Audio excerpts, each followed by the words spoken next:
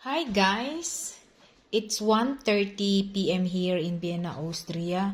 And in the Philippines, it's 7:30 na ng gabi. So ngayon guys, nagluto ako ng ginisang gulay. Sari-saring ginisang gulay. Green beans, talong, zucchini, carrots, and repolyo. Gulay-gulay muna tayo ngayon guys kasi madalas tayo sige lang karni.